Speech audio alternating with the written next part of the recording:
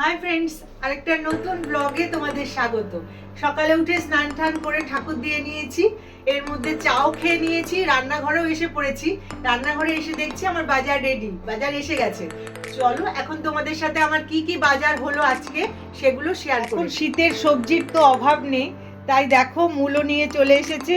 এদিকে আছে শিম, এখানে একটা বেগুন আছে, এখানে ফুলকপি, বাঁধাকপি, নতুন আলু আর ধনেপাতা তো থাকবেই, সব কিছুতেই ধনেপাতা। দেখি কি কি মাছ নিয়ে আসলো। এখানে কই মাছ আছে, এরা কেউ কই মাছ খায় না, আমার খুব প্রিয়, তাই আমার জন্য একা আনা হয়েছে। আর এখানে রুই মাছ আছে আর বাটা মাছ। চলো এগুলোকে আমি ধুয়ে কেটে সমস্ত করে আবার তোমাদের সাথে আসি।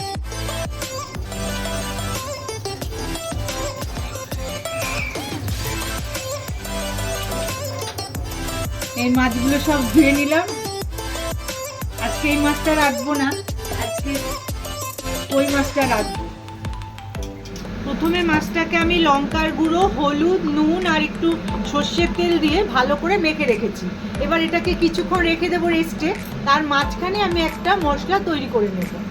এখানে আমি একটু আদা, টমেটো, পেঁয়াজ নিয়ে আমি পেস্ট করে রেখেছিলাম। তার মধ্যে আমি দিয়ে দেবো, মশলাটা আগে থেকেই তৈরি করে রাখছি, তার মধ্যে আমি দিয়ে দেবো একটু হলুদ গুঁড়ো, লঙ্কা গুঁড়ো, জিরে গুঁড়ো আর নুন। এটাকে আমি জল দিয়ে ভালো করে একটু গুলিয়ে রেখে দেবো। কড়াই বসিয়ে আমি গ্যাসটা জ্বালিয়ে নিলাম।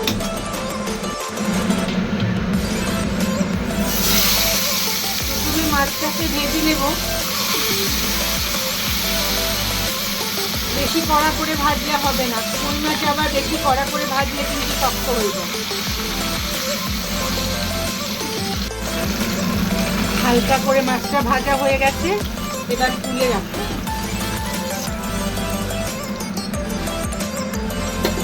ওই তেলেই আমি একটু সাদা জিরে ফোড়ন দিয়ে যে মশলাটা তৈরি করে রেখেছিলাম সেই মশলাটা দিয়ে কষিয়ে নেব।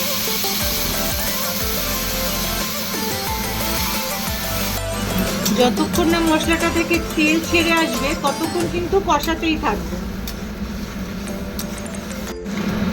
আমার ভিডিওটা তোমরা কে কোথা থেকে দেখছো অবশ্যই কিন্তু জানিও, তবেই তো আমি তোমাদের ধন্যবাদ দিতে পারবো। দেখো অনেকটা তেল কিন্তু ছেড়ে আসছে, তবু আরেকটু কষিয়ে নেব, এখনো তেল ভালো মতো ছাড়েনি। তেল ছাড়ার এই মুহূর্তে আমি দুটো কাঁচা লঙ্কা দিয়ে দেব, সুন্দর একটা ফ্লেভার আসবে। একটু ফাটিয়ে দিলাম, আর দেব দু একটা কিশমিশ। এবারে মশলাটা থেকে খুব সুন্দরভাবে তেল ছেড়ে গেছে। এখানে আমি দিয়ে দেব একদম উষ্ণ গরম জল অল্প করে। তারপর আমি দিয়ে দেব মাছগুলো।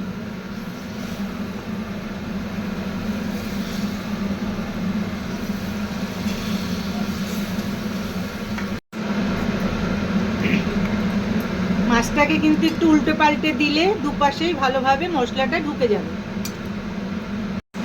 তেলকইতে সাধারণত ধনেপাতা দেয় না, কিন্তু আমার এত ভালো লাগে তাই আমি সবকিছুতে একটু ধনেপাতা ছড়িয়ে দিই। তেলকই রেডি।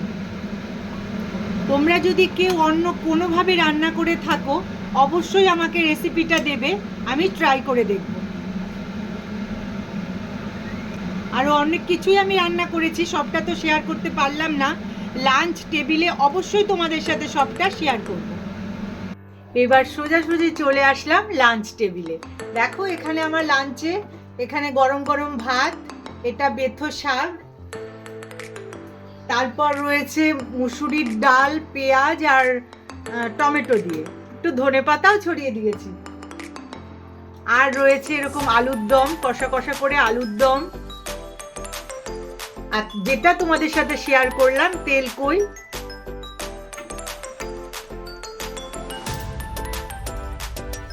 আর চাটনি। আমার লাঞ্চ টেবিল তোমাদের কিরকম লাগলো অবশ্যই কিন্তু জানাবে। আর আমি আমার ব্লগটা এখানে আজকে শেষ করছি, আবার দেখা হবে অন্য কোনো নতুন ব্লগ।